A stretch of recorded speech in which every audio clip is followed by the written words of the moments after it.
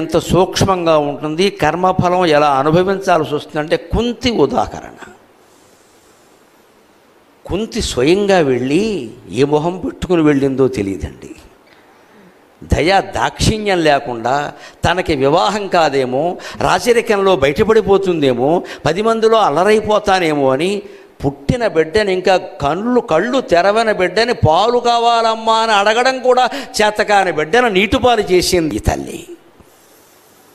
ఆవిడికి భగవంతుడు ఎంత కర్మ పెట్టాడు అంటే, నువ్వు పుట్టిన బిడ్డని ఏం ఆలోచించకుండా గంగపాలు చేసావు కదా, ఆ బిడ్డ దగ్గరికి వెళ్ళి నా 5 కొడుకుల్ని బతికించమని యాచించు అని రాశాడమ్మా. కర్మ అంటే అలా ఉంటుందమ్మా. కన్నరాయుభారంలో జరిగిందా లేదా? మనకి జరగదా? గ్రహస్థితి ఎంత విచిత్రంగా ఉంటుంది మనం గ్రహించం. కానీ ఎప్పుడో పాండవులు కూడా పుట్టన ముందు సూర్యవరప్రసాదం వల్ల కర్ణుడు పుడితే ఆలోచించకుండా దాసీది నేను పెంచుతానని చెప్పిందమ్మా. వద్దు, నువ్వు పెంచినా సరే బయటపడుతుందని ఇచ్చేసింది. ఇక్కడ దాసి ఉంది, ఆవిడ పెంచుతానని చెప్పింది. వద్దు, ఎలాగైనా బయటపడుతుంది, బతకనివ్వరు అవి రాజవంశాలు ఇవన్నీ. మళ్ళీ పరువు హత్య అంటాడు అవడం, అంతకంటే ఉంది అని ఏదో పెట్టి కొట్టుకొస్తుంటే అందులో బారేశారు. ఆ పెట్టె కూడా తీశాడు కాబట్టి సరిపోయింది. తీకపోతే బాధ్యత లేదా? మంత్రజపం చేసేటప్పుడు తెలియదా దేవతలు వస్తారని? వచ్చారు, కన్నావు, అవి ఏవో పొరపాటు కావచ్చు, ఎలా వదిలేస్తావయ్యా? అవసరమైతే ఆ పెళ్లి మానేయాలి, ఆ వంశం మానేయాలి, నా బిడ్డ సూర్యవర ప్రసాదం అని బహిరంగంగా ప్రకటించాలి. ఏదో మానవులతో సంబంధాలు పెట్టుకుని కన్నవాళ్ళనే ప్రకటిస్తారే, దేవతా సంబంధాన్ని ప్రకటించడానికి మొహమాట పడవలసిన పని ఉందండి. తన పరువు కోసం మొహమాట పడింది. అందుకే కుంతికి భగవంతుడు ఎటువంటి గతి కల్పించాడంటే, కృష్ణుడు ఏమీ ఎరగనట్టుగా వచ్చి, అత్త నేను ప్రయత్నం చేశాను, కర్ణుడు లొంగలేదు, నువ్వు వెళ్ళి అన్నాడు. ఎందుకంటే ఆయనకి చేతకా కాదమ్మా, ఆవిడ వెళ్ళినా పని జరగదని తెలుసు.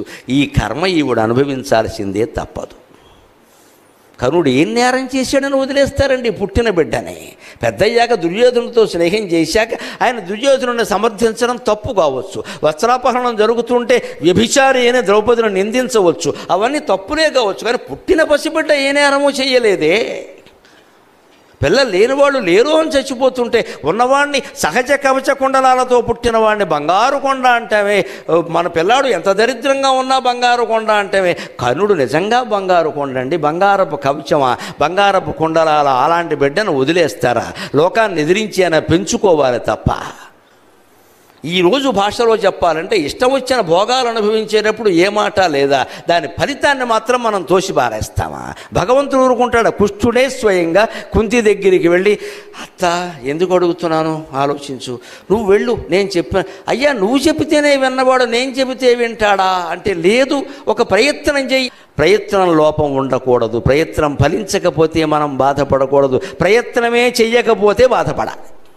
అందుకే వెళ్ళమంటే కుంతీదేవి ఏమైందంటే, గొట్టుముక్కల రామకృష్ణ గారని కాకినాడ దగ్గర పెద్దాళ్ళలో ఉండేవాడు, మహానుభావుడు, గొప్ప అవధాని. ఆయన కుంతి మీద గొప్ప కావ్యం రాశాడు, కుంతి మనోవేదనలన్నీ కూడా. ఆయన అంటాడు, కృష్ణ నాకిది యోగమా శిక్ష నాకు వేస్తున్నదంటే ఒక నవ్వు నవ్వాడు కృష్ణ పరమాత్మ. రాముడైతే స్పష్టంగా చెబుతాడు, కృష్ణుడు నవ్వుతాడు అంతే, అందులో 100 అర్థాలు ఉంటాయి. ఇది శిక్ష అంటే వెళ్ళవమ్మ, ఆ మాటలన్నీ ఎందుకు, శిక్ష మరి. వదిలేసిన కొడుకు దగ్గరికి, తానే నీటిలో పారేసిన కొడుకు దగ్గరికి వెళ్ళి ఏమడగాలి?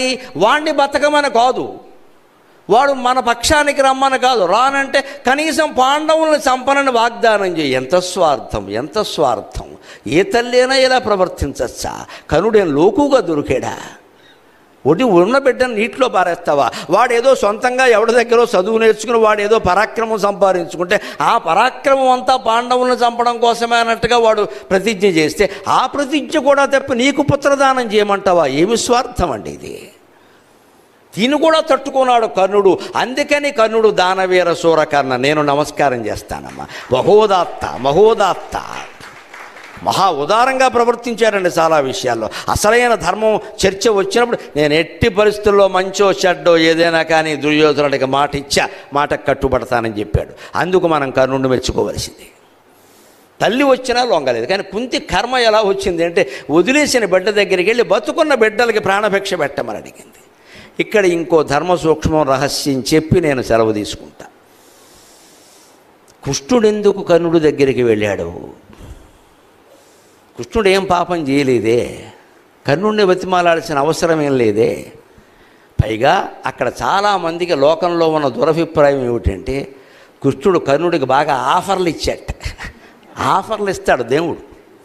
మన మాటలు విచిత్ర ఆఫర్లు ఇచ్చాట. ఎందుకంటే పాండవులు గెలవాలి అంటే కర్ణుడు ఉండగా గెలవలేట. అందుకని కర్ణుడిని ఇక్కడికి లాగాలట.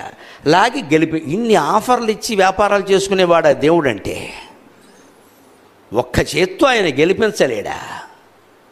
స్పష్టంగా రాయబారంలో విశ్వరూపం చూపించిన మనిషి, భగవద్గీతలో విశ్వరూపం చూపించిన మనిషి, మట్టి తిన్నావుట కదరా అన్నయ్య చెబుతున్నాడంటే తల్లికి విశ్వరూపం చూపించిన మనిషి దుర్యోధనుడికి కర్ణుడికి విశ్వరూపం చూపించలేడండి. అమాయకత్వపు మాటలు ఇవన్నీ. కర్ణరాయబారానికి కృష్ణుడు వెళ్ళడంలో ఒకే ఒక్క కారణం లోపల ఉందమ్మా. కర్ణుడు గనక యువతల పక్షానికి వస్తే దుర్యోధనుడు యుద్ధం చెయ్యడు. అది కృష్ణుని యొక్క సంకల్పం. కృష్ణ పరమాత్మను తప్పుపట్టవలసిన అవసరమే లేదు. అక్కడ భగవంతుడు ఎప్పుడూ తప్పు చేయడు. ఆయన వ్యూహం, ఆయన ఆలోచన ఎప్పుడు జరుగుతుందో జరగదో. కర్ణుడు యువతలకి లాగేస్తే యుద్ధం ఆగిపోతుంది. 20 లక్షల మంది ఎందుకు చచ్చిపోవాలి? అంత యుద్ధం ఎందుకు జరిగింది? అంత అవసరం ఏమిటండి?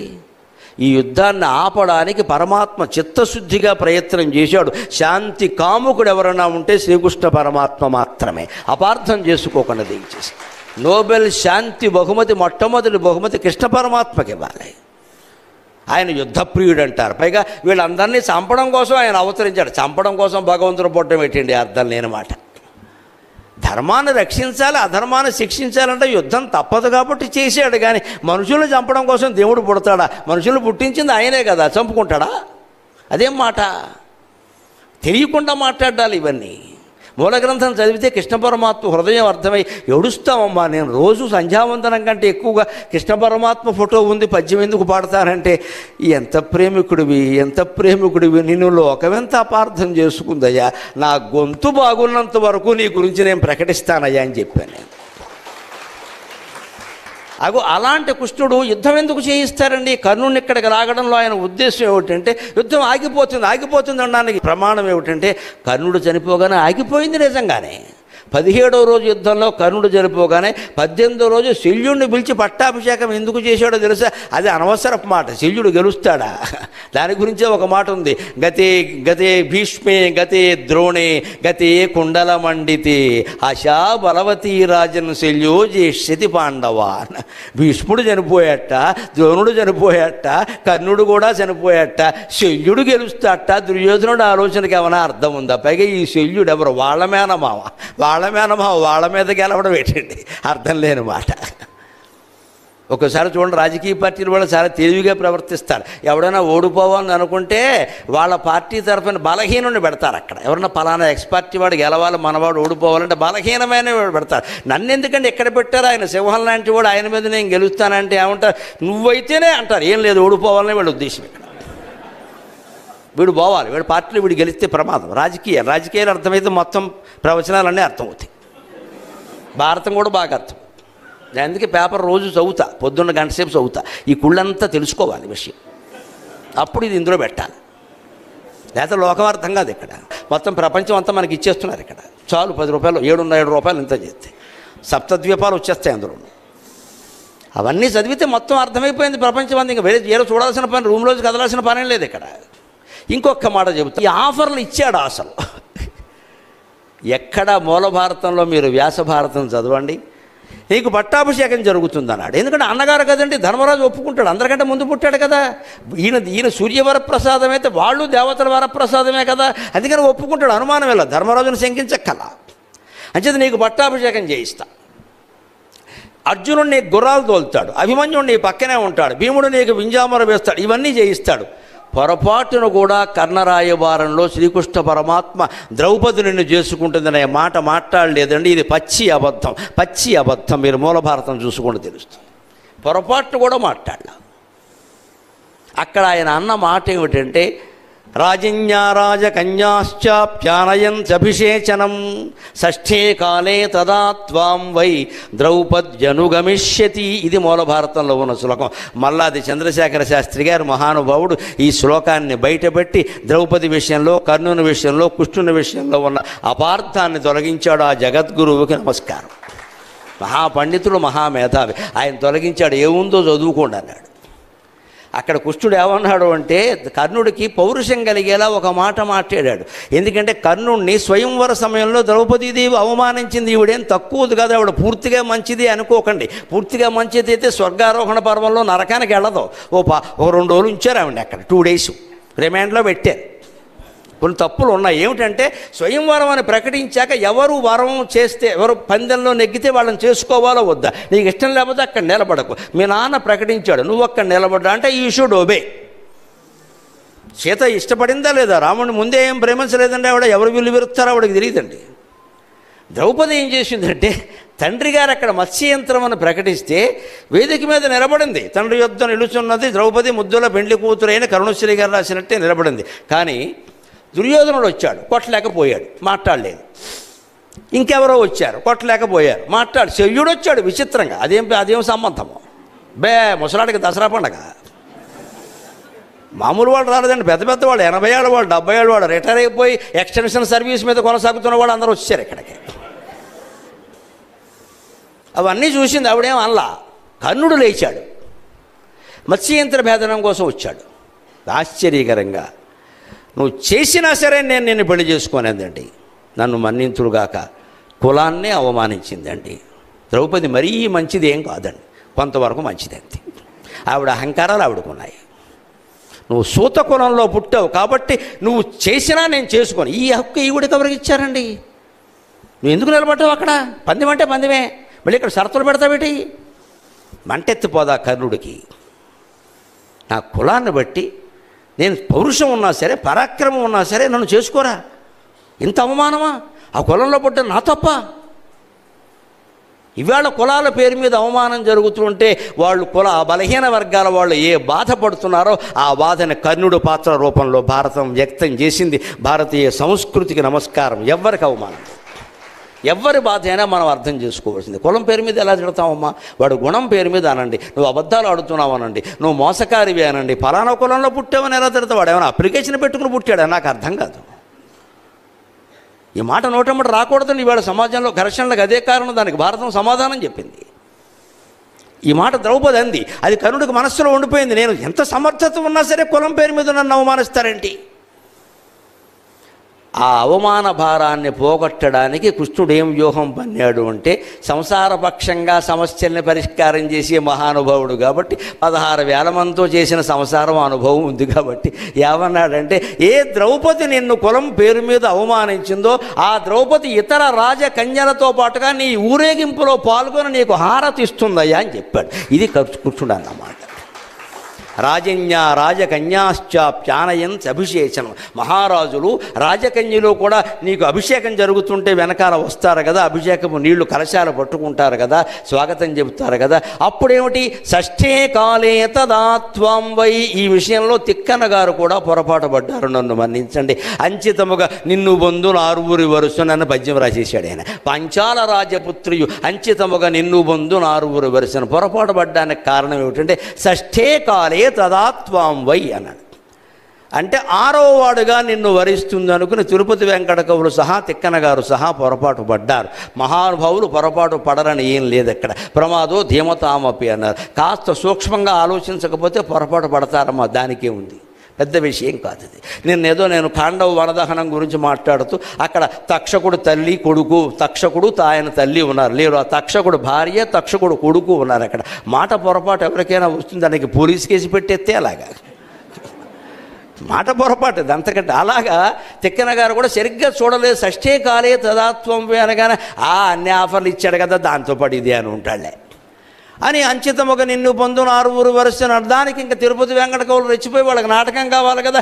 ఏ సతి వనిలోన జనయించెను జన్నమునచ్చు వేళ ఉన్నే సతి పండి వేళ నుపులెల్ల పరాజితులైరి క్రీడిచే ఏ సతి మీది మోకమున ఇంతలు చేసిరి నీవు రాజు నిన్న సతి పెండ్లి ఆడగలదు 6వ భర్తగా సూర్యనందనా అని వీళ్ళు పద్యం రాసేశారు. వీళ్ళు ఏ రాసేశారు? చప్పట్లు కొట్టేశారు, అయిపోయింది. మరి ద్రౌపది బతుకేమైపోయింది, కృష్ణుడు బతుకేమైపోయింది. ఈయన ఆఫర్లు ఇచ్చేవాడికి తయారయ్యాడు. రాజ్యం ఇస్తే ఇవ్వచ్చండి, సంపదలు ఇచ్చే ఇవ్వచ్చండి, భార్యను ఎలా ఇస్తారండి? అర్థం లేదా దానికి? ఆ మాట కృష్ణుడు అల్ల. ఇక్కడ షష్ఠే కాలే అంటే అర్థం ఏమిటంటే, మళ్ళీ నేను మల్లాది చంద్రశేఖర శాస్త్రి గారికి పాండిత్యానికి నమస్కారం చేస్తున్న మహానుభావుడు అపార్థాలు పోగొట్టి ద్రౌపదిని కృష్ణుణ్ణి కాపాడాడు. షష్ఠే కాలే అంటే 6 అనేది కాలానికి విశేషణం, మనుషులకి విశేషణం కాదు. షష్ఠే కాలే 6వ కాలం. పగటి కాలాన్ని మన పురాణాలు 6 భాగాలుగా విభజించాయి. ప్రాతకాలం, సంగవ కాలం, మధ్యాహ్న కాలం, అపరాహ్న కాలం, సాయంకాలం, నిశాముఖం. ఇవి 6. ప్రాతకాలం, సంగవ కాలం, మధ్యాహ్న కాలం, అపరాహ్న కాలం, సాయంకాలం, నిశాముఖం. ఇవి 6 అండి. షష్ఠే కాలం అంటే 6వ కాలం అంటే నిశాముఖం. ప్రాతకాలం అంటే 6 నుంచి 8, సంగవ కాలం అంటే 8 నుంచి 11 వరకు, 12 వరకు. మధ్యాహ్న కాలం అంటే 12 నుంచి 2. అపరాహ్న కాలం అంటే 2 నుంచి 4. తద్దినాలు అప్పుడే పెడతారు, అపరాహ్నంలో పెట్టారు, మధ్యాహ్నం కాదు. 2 నుంచి 4 భోక్తలు భోజనం చేసేసరికి 2 దాటాలి. తర్వాతే కర్త భోజనం చేయాలి. మనకు ఆకలేసింది కదా అని 9ంటికి దద్దినం పెట్టేయకూడదు, దాని లెక్కలు అనుకుంటాయి. అందుకని ప్రాతకాలం అంటే 6 నుంచి 8, సంగవ కాలం అంటే 8 నుంచి 12, మధ్యాహ్నం అంటే 12 నుంచి 2, మా అపరాహ్న కాలం అంటే 2 నుంచి 4, సాయంకాలం అంటే 4 నుంచి 6, నిశాముఖం అంటే 6 నుంచి 7. నిశాముఖం 6 నుంచి 7 ముఖ్యమంత్రి పట్టాభిషేకానికి, మంత్రివర్గ ప్రమాణ స్వీకారానికి, మహారాజుల పదవి స్వీకరించడానికి, అనేక రకాల సంఘాలు అధ్యక్షులు ప్రమాణ స్వీకారం చేయడానికి శాస్త్రం ప్రకారం 6 నుంచి 7 చాలా మంచి సమయం, చాలా మంచి సమయం. అది షష్ఠే కాలే. 6వ కాలము అంటే అర్థం. దీనికి గుజరాతీ ప్రతి భారతంలో వ్యాఖ్యానం ఉంది. దాన్ని సేకరించి మల్లాది చంద్రశేఖర శాస్త్రి గారు చెప్పే వరకు తెలుగు పండితులు కూడా, పురాణ ప్రవచనకర్తలు ఎవరు గమనించలేదు ఈ విషయాన్ని. ఈ విషయాన్ని ఎవడు చెప్పాలో వాడే చెప్పాలి. గుజరాతీ ప్రతిలో ఈ వ్యాఖ్యానం ఉంది, దానికి షష్ఠే కాలే. పైగా స్పష్టమైన వ్యాకరణం తెలిసిన పండితులందరూ గ్రహించగలరు. 6వ భర్తగా అంటే షష్ఠం భష్టే భర్తే భర్తరి అని అంటారు కదా, ఖచ్చితంగా సప్తమి విభక్తి వాడకుండా షష్ఠే కాలే, కాలేకి విశేషణంగా షష్ఠే అని వాడారు. అంటే 6వ కాలంలో రాజకన్యలందరితో పాటుగా ద్రౌపది కూడా నిన్ను అనుసరిస్తుంది అంటే నీ కక్ష తీరుతుంది, నీ కోపం తీరుతుంది. ఈ నిండు సభలో నిన్ను అవమానించింది కదా, అందుకు నువ్వు కూడా తక్కువ వాడేవి కాదు, వస్త్రాపరణంలో ఏదో అనేసావులే అనుకో, పోని అందుకు కూడా సరిపోకపోతే ఇప్పుడు అన్నగారిగా వస్తే ఆవిడ కూడా వచ్చి నీకు కూడా మొహాన మంగళహారతి ఇస్తుందా, నువ్వు 116 పళ్ళెలను వేయించయ్యా నాయన అని చెప్పాడు. అంతకు మించి ద్రౌపది పెళ్లి చేసుకుంటుందనే మాట లేదు. ఈ ఆఫర్లు ఏవి పరమాత్మ ఇవ్వలేదు. ఇది ధర్మ సూక్ష్మం, ఇది రహస్యం. ఇక కర్ణపర్వంలోకి వెళదాం. మధ్యాహ్నం 2 గంటల వరకు సంశప్తకులతో పోరాటం చేసి 5000 మందితో అలిసిపోయి అర్జునుడు వచ్చాడు. మధ్యందిన మార్తాండులాగా కర్ణుడు వెలుగొందుతున్నాడు, ఈవేళ చంపకపోతే ఇంకెప్పుడు చంపలేం అనే మాట వచ్చింది. వెంటనే కృష్ణ రథాన్ని నేరుగా కర్ణుడి దగ్గరికి పోని, ఈవేళ కర్ణుడో నేనో తేలిపోవాలన్నాడు. ఈయన రథాన్ని అటు పోనిచ్చాడు, సారథి కర్తవ్యం కదా. అప్పుడు కర్ణుడు ఘటోత్కచుడిని చంపిన ఉత్సాహంలో బ్రహ్మాండమైన తేజస్సుతో ఆయన తండ్రి సూర్యనారాయణుని తేజస్సుతో వెలుగొందిపోదు. రశ్మిమంతం సముద్యంతం భాస్కరం పూజయేస్వ వివస్వంతం భాస్కరం భువనేశ్వరం అని ఆదిత్య హృదయంలో చెప్పినట్టుగా ఆయన వెలుగొందిపోతున్నాడు అక్కడ. ఆ కర్ణుడిని చూసేసరికి అర్జునుడికి కూడా భయం వేసింది.